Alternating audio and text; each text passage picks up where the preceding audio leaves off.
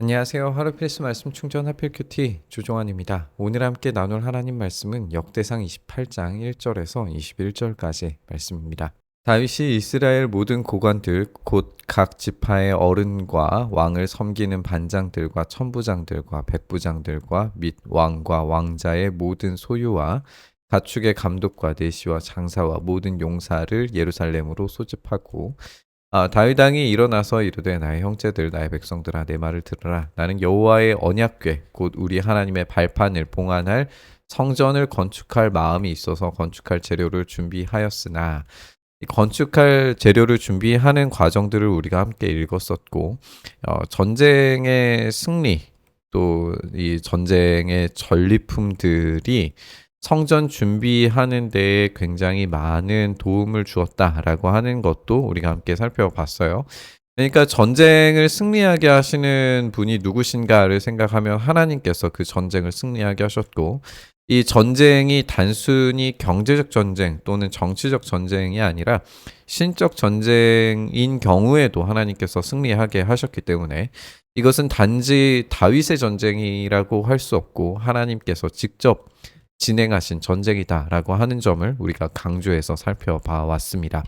그런데 하나님께서 다윗에게 이르시되 너는 전쟁을 많이 한 사람이라 피를 많이 흘렸으니 내 이름을 위하여 성전을 건축하지 못하리라 이렇게 이야기하고 계세요. 하나님께서.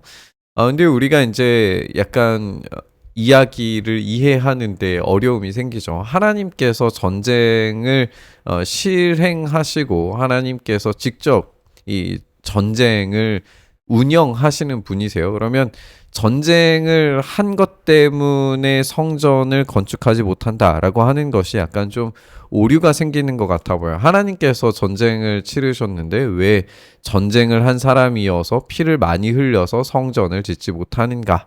이런 질문이 생길 수 있겠죠. 여기에서 우리는 성전이라고 하는 것이 무엇인가를 생각을 해봐야 합니다. 성전의 의미가 무엇인가? 지금 이 다윗의 전쟁은 하나님께서 싸움을 통하여서 심판하시고 승리하시는 분이시라는 게 강력하게 증명이 되고 있어요. 근데 성전의 기능은 뭐냐면 성전은 싸움과 심판과 승리 이것과는 전혀 상관이 없습니다. 우리가 이 블레셋과의 전쟁에서 법궤를 들고 갔다가 법궤를 뺏기는 장면도 우리가 보게 되죠. 그러니까 법궤는 싸움과는 상관이 없어요. 오히려 법궤는 샬롬, 평화와 관련이 되어져 있습니다. 그렇기 때문에 이 건축의 의도 자체를 좀 오염시킬 수 있다. 의도 자체를 좀 왜곡시킬 수 있다라고 하는 점에서 전쟁을 많이 한 사람이 짓는 것보다 평화의 왕이 짓는 것이 옳겠다라고 하는 것을 우리가 읽게 되는 거죠. 이스라엘 하나님 여호와께서 전에 나를 내 붙인 온 집에서 택하여 영원히 이스라엘 왕이 되게 하셨나니 곧 하나님이 유다 지파를 택하사 머리를 삼으시고 유다의 가문에서 내 붙인의 집을 선택하시고 내 붙인의 아들들 중에서 나를 기뻐하사 온 이스라엘의 왕을 삼으셨느니라. 여호와께서 내게 여러 아들을 주시고 그 모든 아들 중에서 내 아들 솔로몬을 택하사.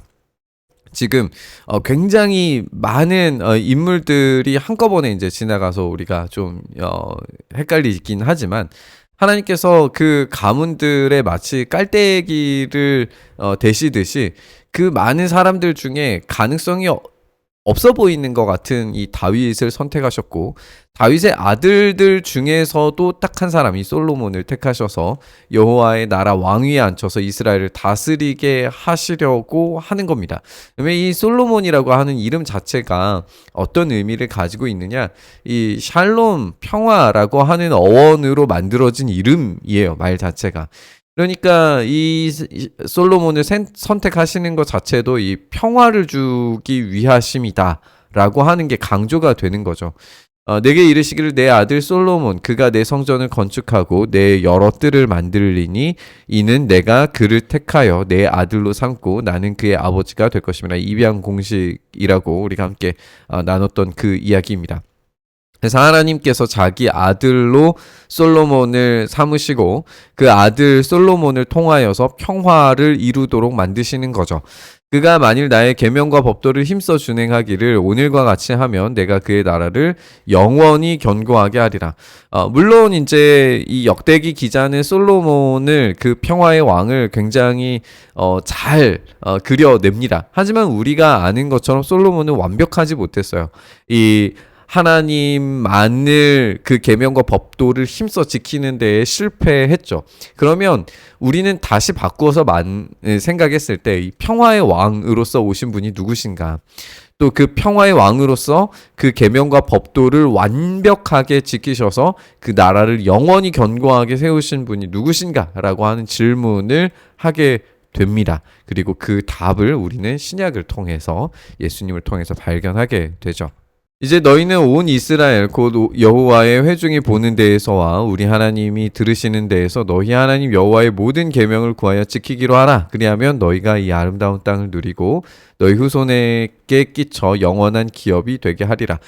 땅에 대한 복과 이 자손에 대한 이 복에 대한 것은 하나님께서 이 땅을 주시면서 약속하셨던 내용들이에요. 그러니까 이 모든 계명을 구하여서 지키는 것은 모세를 통하여서 명령되었고 그것에 대해서 신실하게 약속된 것들을 다윗이 재확인하고 또 언약을 맺는 그런 과정이다라고 생각을 해볼 수 있겠죠.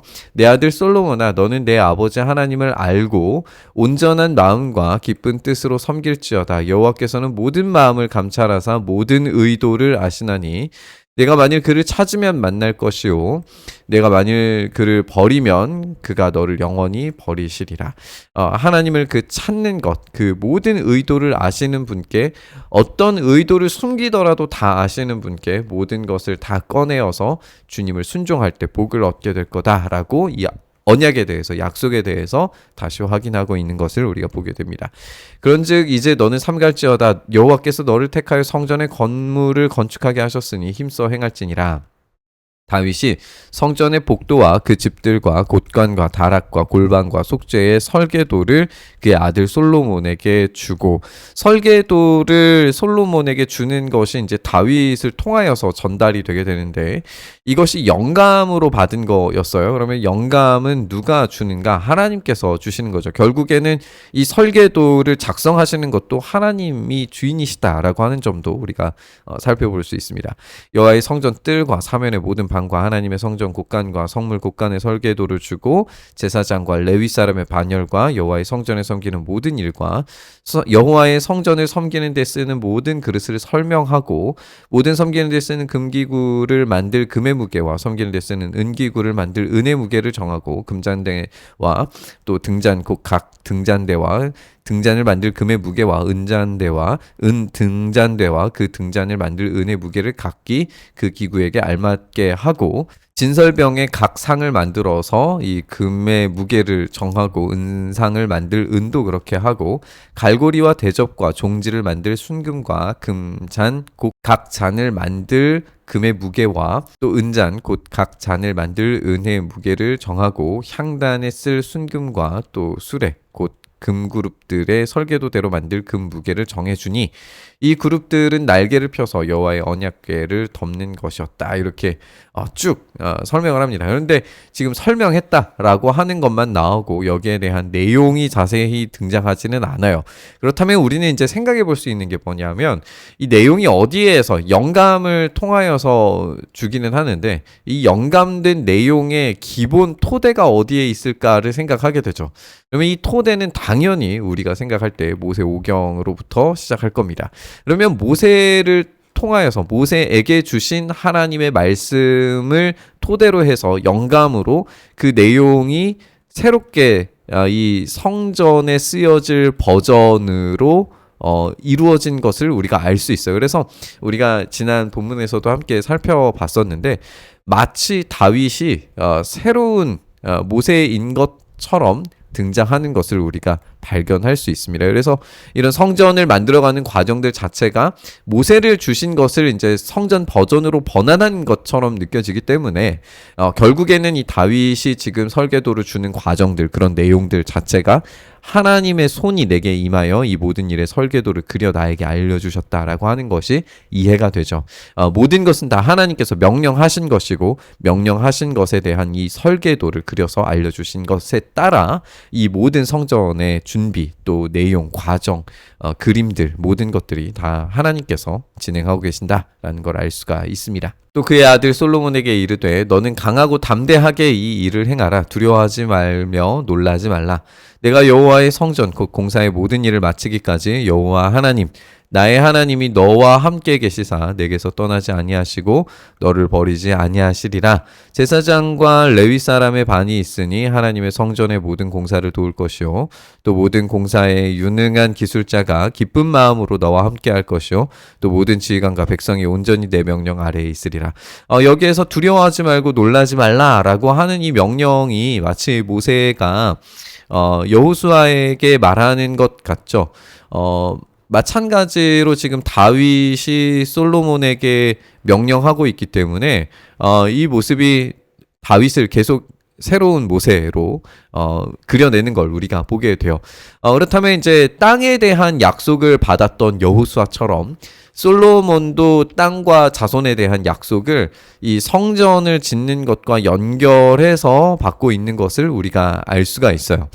성전에 대한 약속을 주신 것이 이 성전 건축에 대한 약속이라는 것이 이제 이런 하나님의 약속, 신실하신 약속의 완성됨을 경험하는 것이시다라고 우리가 설명을 할 수 있는데, 그렇다면 이제 우리가 조금 더 확장해서 생각을 해볼 때 성전이라고 하는 것을 건축이라고 하는 측면에서만 바라보면 하나님의 일하심이 어떤 순간에 좀 이 폐기된 것 같은 느낌이 든단 말이죠. 건축으로만 하면, 건물로만 하면 그렇단 말이에요. 그런데 건축, 건물로서의 성전이 아니라 하우스홀드, 가문으로서 보면은 이 약속은 결코 실패하지 않았습니다.